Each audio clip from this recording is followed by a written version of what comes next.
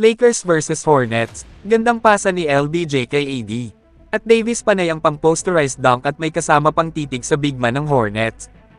Sa game na ito ay wala muna si Cam Reddish dahil sa growing injury nito at pumalit muna si Rui Hachimura bilang first five ng Lakers. First quarter, first point ay mula kay Hachimura. 6 straight points naman para sa big man ng Lakers na si Davis at may kasama pang posterized dunk nito kay Milestone Bridges. Hornets mainit at nagpaulan din naman ng 3 threes agad sa laro.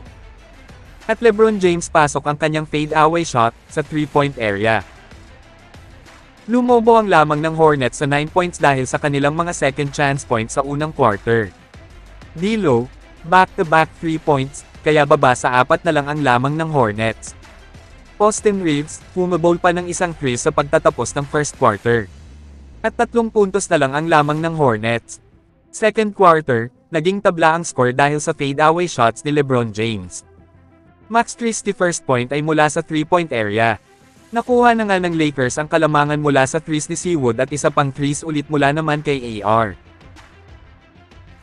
At Anthony Davis 2 beses na monster, at may kasama pang pagtitig sa big man ng Hornets, at after naman ng 0-5 shooting mula sa field ni Prince, sa wakas nakashot na din mula sa pasa ni LeBron, at pumasok naman beyond the arc.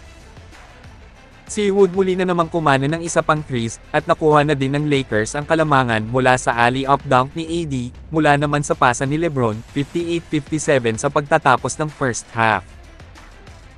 Pagpasok ng third quarter nag-take over na ang Lakers, buhat mood na si LBJ at gumawa ng 12 points sa third, at 17 points naman si Rui, at 10 points naman sina D'Lo at Reeves at Davis na may 26 points, kaya lamang nasa 19 points ang Lakers. Fourth quarter nag-ala Kobe Bryant si Reeves behind the back layup at na-hype naman ang team ng LA sa ginawang ito ni AR, at ginaya pa ito ni LBJ. At lumobo pa sa 30 points ang lamang ng home team, at wala nang magawa pa ang Hornets para mahabol ang LA, at sa huli panalo nga ang Lakers at may record ng 17-15 ngayon.